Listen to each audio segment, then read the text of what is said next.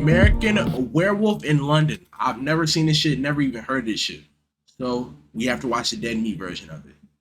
And yes, we will be reacting to the other dead meat shit later. Thanks. I got y'all boys. Also, Welcome food to Kill is Count, on the where we way. tally up the victims in all our favorite horror movies and show you how they were made. I'm James H. and today we're looking at An American Werewolf in London, released in 1981. As the title suggests, this movie follows an American grad student who becomes a man-eating monster after a werewolf attack in the English countryside. Aside from the OG Wolfman, this may be the most famous werewolf movie of all time. It certainly has the most famous transformation scene. American Werewolf was written and I directed... ain't gonna lie, the only like werewolf movie I know of, bro, and like I know there's some like regular shit, but Twilight, bro. I used to dad like Twilight when I was younger too. Like I'm talking real Twilight demon facts. I really used to love that shit. By John Landis. Shit was He's weird. probably best known for his comedies. He also directed Animal House and wrote and directed The Blues Brothers. Not surprising then that this movie is very funny. So much so that Blues people Brothers sometimes legend- get yo, confused niggas trying don't to even know. classify it. See, American Werewolf in London is not a comedy. It's called a comedy. They keep calling it a comedy. It's very funny, I hope. It is not a comedy. It's kind of everything all at once. An effective horror movie with great scares and a tragic story, a hilarious comedy with best bud banter and memorable sight gags, an examination of cultural differences between Americans and Brits and urban Londoners and their country counterparts, and even a steamy romance with an absolutely gorgeous and kind of damaged love interest. More than 40 years after its release, An American Werewolf in London is still many people's favorite werewolf movie. It holds up because of the talented, relatable cast and the incredible practical effects by Rick Baker, one of the best who's ever done it. If you've never seen this movie, do yourself a favor and check it out. It's essential viewing for any horror fan. Hey, so get this. Two Americans walk into a tavern and... Hold on. Hello? Hello? Hey, boss, glad you picked up. Yeah, I don't really know how to say this, but I am turning into a werewolf. You know, I've got all the classic werewolf symptoms and whatnot. So, to save society, I'm gonna need to step away from work. Chat, what would y'all do if y'all were turning into a werewolf? Symptoms? Are you sure you're not just sick? Have you gone to a doctor? I'm not gonna lie. Why would I I'm go getting to with a the doctor baddest shit in my when city and I'm biting it. obviously turning into a werewolf? Zorn, I know you think you That's can the only way. self-diagnose, but it's important to get an Gotta actual eat her. medical diagnosis. And you can make that Gotta easy eat with her. today's sponsor, ZocDoc. I gotta ZocDoc is eat a her. free app and website where you can search and compare high-quality in-network doctors and click to instantly book an appointment. You're able to select from their over 100,000 doctors across every specialty. Like Oh werewolf. shit, I No, just peed. not like werewolf. It's an ad. Comedy. The movie begins. Let's see how many kills it brings. Damn, I'm a rookie, bro. I got locked in, bro. My The fault, movie chat. begins with Blue Moon by Bobby Vinton playing over the moors. That just means a big old tract of land without much on it. Good vocab word. A car drives from real deep in the background of the shop all the way to the foreground to drop off two American grad students, David and Jack. They're backpacking across the English countryside in all its gray glory. I mean, look around. Isn't this a fun place? It's meant to be Oh, big Yorkshire, as hell. the That's northern something your county in dukes to send you to England, school even though with the back in Celtic second was filmed grade. in Wales. Guess that explains the sheep. Thanks for the ride, sir. You have lovely sheep. They get to East Proctor, a fictional village played by cricketers. The cold conditions send them into the only open building around, the slaughtered lamb. No, really. What kind of ad is that for a pub? A fucking metal one, dude. They enter this parlor of pentagrams and pineapples? Oh, and peepers. Lots of people prodding them with their eyes. It's a frosty reception from the locals, who see them as outsiders. Just look at the contrast. The boys are in puffy coats, begging for something warm to drink, while all these governors are in light jackets, drinking cold beer. Sorry, whatever. Some spooky wall art gets the boys chatting about their favorite black and white movies. Martini Jr. and Universal Studios maintain that's the mark of the Wolfman. When they inquire about the pentagram, everyone just about shits their pants. Dark guy even misses his board. I've never missed that board before. And he's never missed that board before. The bar patrons kick Never. their Yankee asses out the door with some travel advice. Stay on the road. Keep clear of the moors. Got it. Anything else? Beware the moon, lads. No go on the moors and moon. Okay. In fact, they already heard the same spiel from their sheepmen. Keep off the moors. Stick to the roads. Judging by the bartender's concern, it's serious advice. What I love about American Werewolf is that after the Americans leave, we check back in with the locals. They debate the best course of action and show guilt over sending the boys out like literal lambs to the slaughter. But ultimately, they're too afraid of letting their little town secret get out into the world. John Landis came up with the movie's premise when he was only 18 and in the former Yugoslavia. He was in Bratislava, working as a PA on Kelly's Heroes, when he witnessed a Romani funeral. You know, bro, I just be thinking, bro, like, what do niggas be thinking when they make movies like this? Like, what runs through a nigga brain that make him say, let me just make some vampires from America go to Australia and do freaky shit. Like, what's up? Like, what do niggas be thinking, bro? Cause low key, this W mentality. We need more movies like this, bro.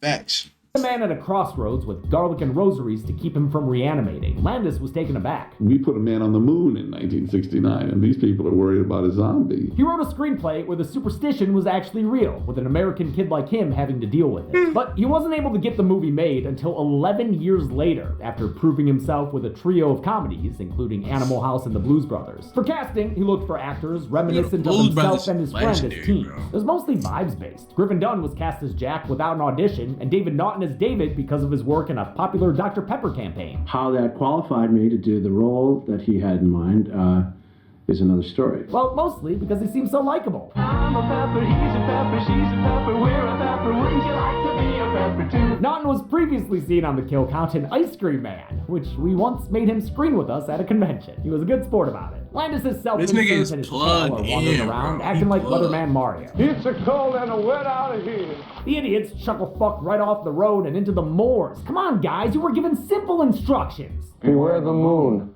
and stick to the road. Oops. Motherfuckers said oops, like they didn't just plain as day march their asses off the road right under the moon. Niggas don't be All listening. Of a sudden they hear a howling, which was Chat, made make of sure about y'all be 9 listening, different bro. sounds played backwards, including a wolf, lion, panther, and locomotive. They see something they think may be a dog, but we don't get to see anything to corroborate, at least not until it's too late. Oh shit, and David just runs out on Jack like that? I mean, sure, yeah, he eventually stops and turns back, but we all saw you, Dave. We know what you did. By the time he gets back there, Jack's been torn to bits, lying dead on the cold ground with parts of his face and torso missing. David I ain't doesn't gonna have lie, much time to blow bro. up. If my man ever ran off on me while I was getting ate up, pause, I'm gonna be overly psyched. Cause what you running for, bro? Like honestly, like what is there to really run from? I'm getting bit and ate by a werewolf, and you gonna run off on me and then turn around? Oh yeah, nah, niggas be fake, bro. I'm seeing it, bro.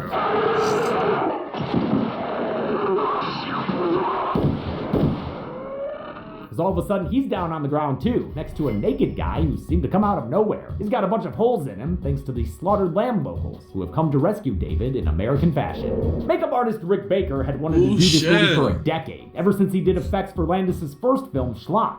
That was its title, not a judgment of its quality. By the time American Werewolf went into production though, Baker had signed on to bring his lupine ideas to life for Joe Dante in another project. Landis convinced him to jump ship, and Baker left his protege Rob Bottin to do the howling. Bottin would follow that up as lead effects artist on The Thing. The foam wolf head Baker made for this first attack was delicate, and he asked Dunn to go easy on it. He didn't. First take, he grabs hold of the wolf, rips the foam face right off the skull. He got him back after he fixed the head by beating the crap out of him with it. The injured David is airlifted to a hospital in London, where he's tended to by horny nurses. Chart says it's from New York. Oh, I think he's a Jew. And why do you think that? I've had a look. Lady, that is a violation on several levels. Thankfully, Dr. Hirsch puts an end to the harassment. Nurse Gallagher, surely you perform Chad, what y'all doing with that? Here at the hospital. Oh, damn. What y'all doing with that, Chad? Burn you. David spends 3 weeks in a coma suffering from deadite nightmares. Deadite? When he wakes up, he finds another American at his bedside. Tobias Fuke. No, it's Mr. Collins. Played by freaking Frank Oz. Puppeteer and voice actor for Fozzie Bear, Miss Piggy, Grover, and freaking Yoda. Landis operated Grover in the finale of the Muppet movie and wound up including Oz in 6 of his films. Mr. Collins tells David that he works at the... He got ranked. Wait, I'm sorry, where was it again? The American Embassy here in Grosvenor Square. Wait, did you say Grover Square? Oh yeah? What street, dude? Yoda Lane? Between this Muppet at his bedside and the news that his best friend is dead, David freaks out so much they have to stick him with medical drugs. A couple of cops arrive named Inspector Villiers and Sergeant McManus. They're here to look into Jack's murder and provide comedic relief. Some tea. Oh, thank you. I'd like some tea, please. Maybe not, no thanks. Maybe later.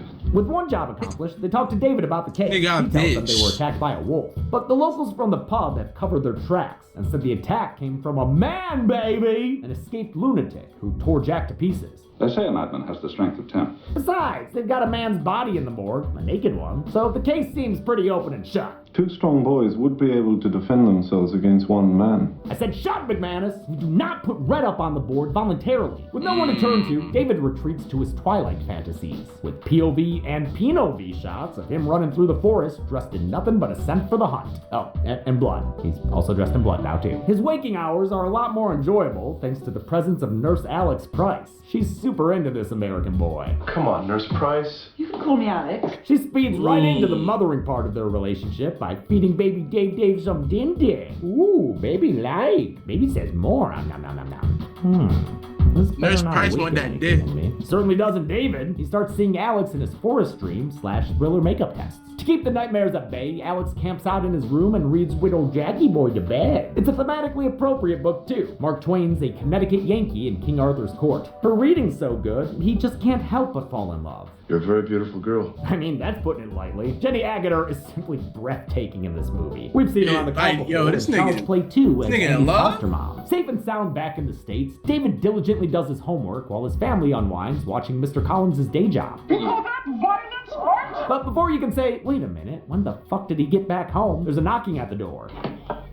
Oh my fucking god, what the fuck? Why are there mutant Nazi zombies blasting everything to pieces all of a sudden? In a truly terrifying sequence, they kill everyone. His parents, his siblings, What the fuck am I even watching? Kermit. As his house is torched, David's throat is slit in a kill that could have wound up real since they used an actual knife. Holy shit. David wakes up from his nightmare, and the dream kills I'm not gonna count, to find Nurse Alex at his bedside. Thank God. She's a real ray of sunshine. Oh shit, they got us again! Yo, what is going on, The bro? Nightmare Within a Nightmare was inspired by the Buñuel film Discreet Charm of the Bourgeoisie. I think it's fucking terrifying. It's so violent, and those Halloween masks on the Nazi demons, they're so unsettling. It also continues the long-standing association between Nazis and werewolves, which came from a Nazi resistance force plan inspired by Germanic folklore, where werewolves are seen as protectors of the land. Now David's awake for real, I think. I mean, he does still face nightmares like British food. Oh, and also Jack. He's back. And quite the sad sack, thanks to that werewolf attack. At this point, David doesn't know if he's awake or asleep, or how real this post-mortem visit from his best friend is.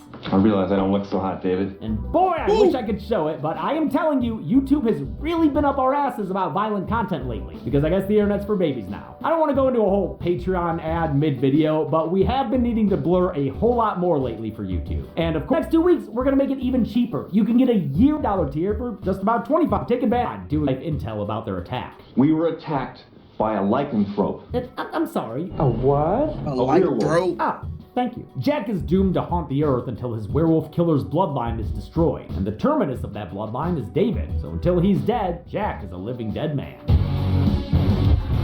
I love this part of the movie, the apparition of Jack that David never knows is real or not. It's a total mindfuck for him. How can he know if this is real or just the manifestation of survivor's guilt? A distressed David nabs a kiss from Nurse Alex, who immediately invites him to stay at her apartment? Okay. This instant attraction they used to do and love mad different back in horniness the for day. David could come off as a poorly written love interest, but Agutter really makes the character work. She's clearly whip smart, knows what she wants, and is forward as all hell. I find you very attractive. And a little bit sad. It also works because she's kind of messed up in her own ways. She likes mothering sad men, especially sad American men. I mean, her apartment is decked out with US icons like Mickey Mouse and Donald Duck. No wonder she wants to yank on this Yankees doodle dandy. And yank they do, as well as Hank and Pank in a sexy sudsy scene. Damn, they mouths all the way over. Hey, Chad, then they you- take hey. things to the bed where Dave... Niggas know what I'm doing with that. Niggas know. Niggas know how I get. Niggas know how I get. Niggas know what I'm doing, bro. Need I say more? Need I say more, bro? I don't think I need to say more, bro. Niggas know what's going on. Putting that through a mattress. Facts. David undergoes his Facts. first transformation into a little lapdog. I bet a lot of people get automatically aroused now when they hear Moondance, the jazz standard by Van Morrison that scores this scene. Every song in this movie has Moon in the title, including 3 versions of Blue Moon. They tried to get Cat Stevens' Moon Shadow and Bob Dylan's Blue Moon, but both declined. Dylan for religious reasons, Stevens because he believed werewolves were real. Not sure why they didn't go with Werewolves of London though. That one seems like a layup. David gets a post-coital Jack scare by Jump. You know what I mean. He's back again, greener than ever. Whew, you know it smelled bad in there. Jack reminds David that tomorrow's a full moon when he'll become a monster and kill people. Or, even worse, spread the werewolf curse further, making it impossible for Jack to rest. He urges David to self-sacrifice. Is this nigga naked in front of his show up mans? again later in a different makeup. Griffin Dunn had to have his body cast by Rick Baker months before production began. He wasn't a fan of the practical magic. His first gory look caused him to become depressed seeing himself in such a state. The second stage, more gaunt, green, and ghoulish, didn't rattle him as much, but was still a bitch to apply. I could appreciate how exciting it was for everyone else putting it on. But to be the guy sitting in the chair from 4 in the morning for 6, 7 hours, the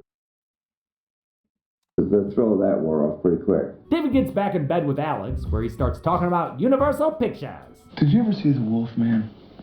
Is that the one with Oliver Reed? No, ma'am. You're thinking of The Curse of the Werewolf, Hammer's 1961 Wolfman attempt after they successfully did Frankenstein, Dracula, and The Mummy. There's the first werewolf movie in color, too. But David's got no time for British cinema history. Well, I think that a werewolf can only be killed by someone who loves him. He's referring to how the OG werewolf, played by Lon Chaney Jr., was killed by his father, played by Claude Rains. And lucky for David, Alex loves American cinema history. Why are there so many werewolf movies, bro? Sorry Why are there so many of them? and finding you terribly attractive. And she thinks he's a pitiable creature, so he's got that going for him too. We switch to a doc plot with Dr. Hirsch, who had grown close to David during his hospital stay. He decides to check into the boy's werewolf tale and pays a visit to the slaughtered lamb. Like the Americans, the locals regard Hirsch as an outsider, an out-of-place posh guy from the city. Campari soda would do very nice, I think. Sorry, love. But Hirsch is actually pretty baller and makes the place his own as he cuts to the chase. Nasty business with those two young American boys, wasn't it? He inquires about David and the supposed madman who killed him. He almost gets some info out of Dart's guy until another dude shows up and shuts that shit down. That's enough! Okay, jeez. The dart thrower is played by David Schofield, who was in the 2010 Wolfman reboot. A bit of meta-casting. Why are there so many wolf movies, here. bro? As for the quiet, badass Dr. Hirsch, he's played by John Woodvine, who's still alive and just turned 96. He's a real-life badass, too. Congratulations, Back in London, Alex leaves for work, so David spends a lazy day angering pets and watching ESPN 8, The Ocho. It's honestly a meandering montage, mostly an excuse to listen to Bad Moon Rising by CCR. It does a good job putting the viewer at ease, though, as they wait for that bad moon to rise. And when it does, things change hard and fast. Jesus Christ! Over Sam Cooke's cover of this movie's favorite song, David undergoes a body-breaking, limb-stretching, just so painful-looking transformation. It's a full hour. Oh my god, why did he just show us this nigga's ass, bro? What the fuck?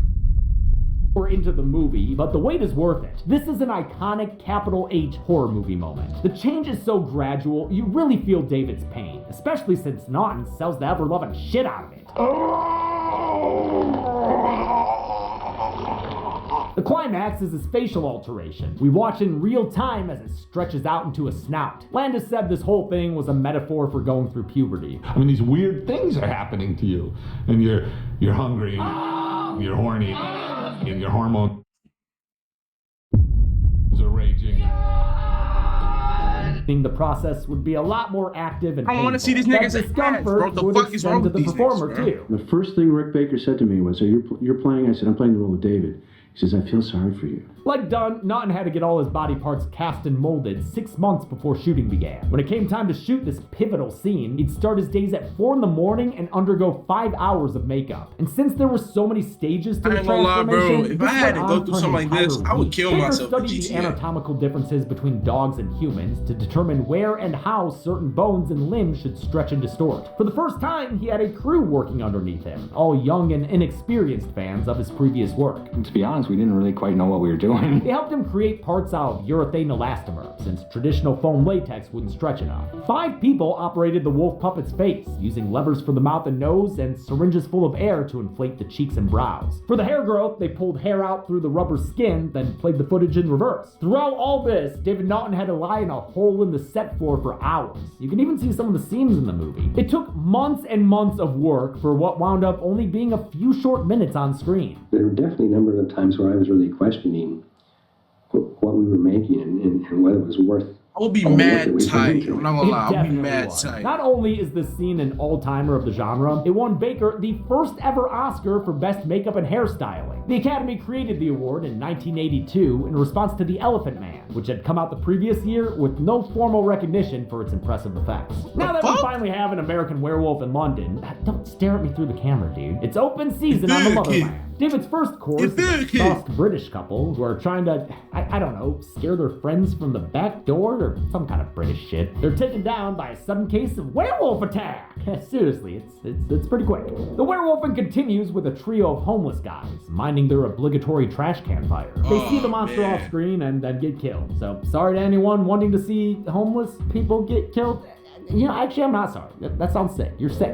In fact, the movie's original cut did include footage of their deaths, but test audiences hated it so much, Landis settled for a cutaway. At least Winston the dog survives. The werewolf attack vignettes continue on the tube with the most British victim yet. I can assure you that this is not in the least bit amusing. The dude is chased around Tottenham Court Station by a werewolf POV done by Ray Andrew running around with a steady. Then the dude eats shit on the escalator. Hey man, you're gonna want to get up. You're on an escalator, dude. He doesn't and ends up being killed off screen after the werewolf appears completely on screen for the first time in Landis' favorite shot of the movie. This victim was played by Michael Carter, who played one of my longtime favorite Gleek gloves, Bit Fortuna, Yawanawanga. All the while, Dr. Hirsch continues to study for his Van Helsing degree. He fills Alex in on his adventures in the country, where he believes everyone suffers from a mass neurosis. It seems to him David bought into the idea and believes himself to be a werewolf. He decides to call the police, but he should have called animal control, since David wakes up in a cage at the zoo. Before any visitors can draw him like one of their French wolves, he breaks out of the enclosure in an impressive shot. Naughton's acting alongside real wolves here. He only agreed to do the long take of his escape once, but boy did he nail it, naked and all. David runs all over, flopping in the breeze and stealing balloons from kids? A naked American man stole my balloons. What? Dude, you can't be talking to kids while you're naked in a park. That'll get you locked up even in London. Apparently, some of these background extras were actual patrons of the Royal Zoo, since it opened while they were shooting there. Excuse me. Naughton said being naked wasn't all that bad, as long as he was in character. The only time it gets awkward is when they cut, and now you're just a naked guy standing in the street corner. He makes it back to Alex's apartment, where she's weirdly okay with his new flasher look. Easier for her to get him naked again, I guess. Dr. Hirsch calls and demands she bring him straight to the hospital, but something tells me he's not in the mood to go to the doctor. More like in the mood to play doctor. Ugh. David says he feels amazing, and that his body's in tip-top shape. Cheerio! His mood is soured when he hears some Brits comparing the morning news to their favorite Burton film. It puts you in mind of the days of the old demon barber of Fleet Street, doesn't it? It makes him realize what he did last night, so he hobbles through a flock of pigeons towards a cop and tries to get himself arrested. But on what charges? I'm a fucking werewolf, for Christ's sake! Sustained. Too bad this Bobby don't buy it, so David tries slurring the royal family to get arrested. But the Londoners remain unflappable. Don't you think you should arrest me? I don't know. Perhaps he thinks it's a prank. A prank? Dude, just punch the cop in the face. That'll get you cuffed on either side of the pond. Fearing that he'll hurt the woman he loves when Full Moon comes back out tonight, David flees into London at large. I love the photography here. It's really fun to see the city as it was 44 years ago. David finds the nearest phone booth to call home. He wants to talk to his family before he ends this cursed bloodline. American Werewolf is, of course, a landmark for practical effects and a surprisingly funny horror comedy, but it's also got a tragic heart beating beneath the surface. Naughton's performance here is a great reminder as he talks to his little sister for the last time. No, I'm not being silly, you little creep. You promise? Okay. Yeah. You be a good girl then. Still, he just can't bring himself to get us demonetized, so he follows a wacky waving degradable Jack into a porno theater. This wasn't always meant to be a smutty setting. The Arrow Cinema had screened cartoons back when Landis first wrote the script, but in the intervening years, it became a porno theater. Thus, we're treated to a matinee of See You Next Wednesday, a fake porn that was advertised in the tube earlier. These scenes were the first thing Landis shot, and since the crew had to be British for tax incentive purposes, none of them knew him yet and were rightfully confused. The crew was sort of like, okay, what is... Bro, what is up, bro? Like, all of these old movies is just freaky as shit. Why is it this nigga got his ass out 24/7? This nigga, it's pornos, a non-stop orgy. Are we dead ass, bro?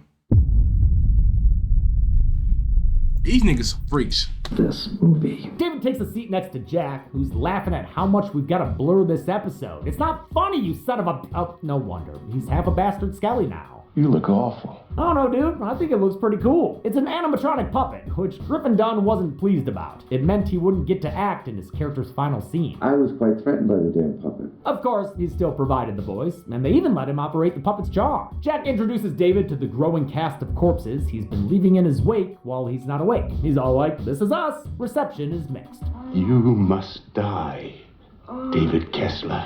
Hello. Hello. The peanut ghoulery wants David to die before he kills again, and so they can finally rest in peace. They even give him suggestions on how to do it. It's pretty heavy shit to deal with while hearing porno moans in the background. The full moon comes out again, so David joins in with the movie soundtrack. Stop. He transforms much quicker this time around and proceeds to kill 3 people. First, a friendly porno patron who bites the big one off screen, then a theater employee who runs in and gets killed and can be seen getting eaten later, and finally another guy, must be another patron, whose body is found by a police officer. The cop acts fast and closes a gate, barricading the werewolf inside the theater. He calls in the heavy artillery as a crowd gathers round to see what's going on. They're treated to a theater show when the werewolf busts through the gate. Inspector Villiers shows back up just in time to get a good kill. What the hell's going on here? Excellent work. Only wish the clumsy sergeant had, tripped over the head or something. In an awesome sequence, David tears through a crowd in Piccadilly Circus, a famous public square in London's West End. He causes an enormous traffic pileup that sees one poor double-decker bus rider flung through a window and smushed beneath car tires. A lot of mayhem going on here, but I'll only count 2 additional kills. A dude flung through a car windshield and a woman seen lying dead on the street. I'm not counting the cop getting crushed between 2 cars.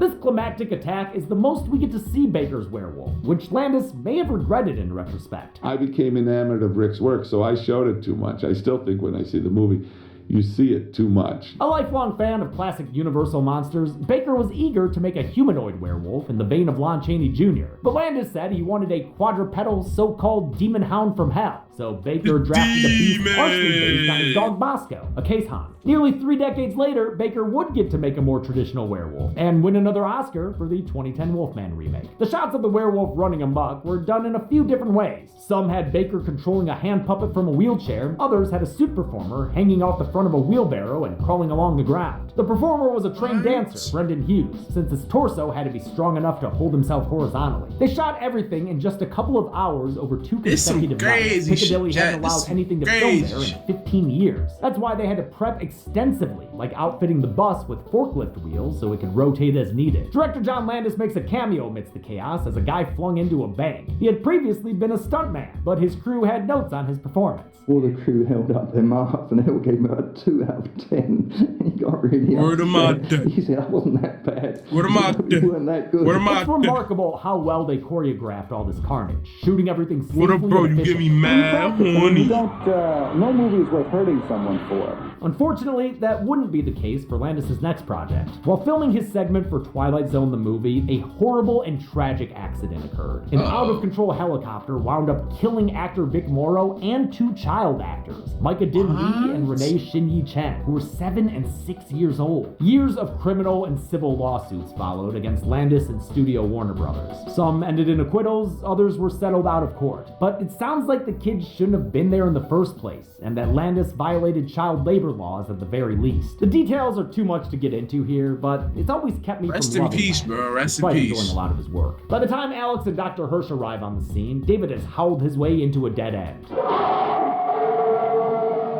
Alex takes it as a cry for help and charges through the police barricade, hoping to reach David's inner humanity. David, they're going to kill you. This bitch about to get AIDS. Please let me help you.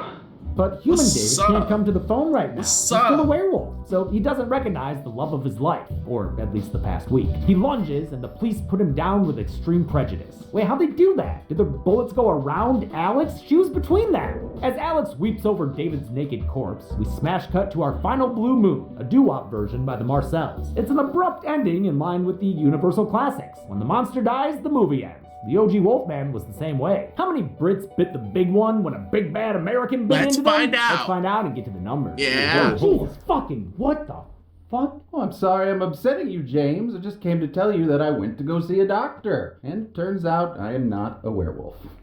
Okay. But On the way home, I was killed by a werewolf. So. Oh my.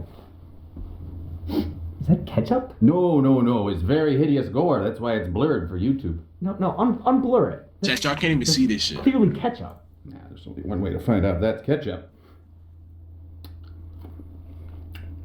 Son of a bitch, it is ketchup. All right, well, honestly, just blur it again. I don't trust YouTube anymore. Yeah? All right. What's up? No. I want to get to the numbers. All right.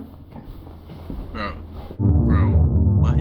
Yo. I counted 16 kills in An American Werewolf in London, with the victims consisting of 14 men and only 2 women. That gives us this mostly blue moon pie chart, an account in gender breakdown we've only seen a single time before in Hellraiser Bloodline. Yo, Chad, I've never seen Hellraiser. With a runtime of 97 minutes, we had a kill on average every 6.06 minutes. I'll give the Golden Chainsaw for coolest kill to Jack Goodman. It's the first kill of the film, and its intensity sets the bar, especially with Griffin Dunn's performance as he's torn apart. Double Machete for lamest kill will go to David Kessler, gunned down by police in a way that's always bothered me. Seriously, how did they shoot him when Alex is standing between them? Like curving bullets like in Wanted or what? And that's it. An American Werewolf in London came out in 1981 to mixed reviews because of its tone. Now he's got the same 2 comments. This is much too scary to be funny, and this is much too funny to be scary. I think it perfectly balances them, and so do a lot of people, since it's become a cult classic. Glad we could finally cover it on the show. Until next time, I'm James A. Janice. This has been the Kill Count. Shout out James. Are you a single dad? Shout out James. Word of bro. Let's clap it up for James A. Janice and Dad Mead. I'm not gonna lie, bro. It's a lot of movies I gotta watch, bro. It's so many movies I gotta watch. I'm so ready.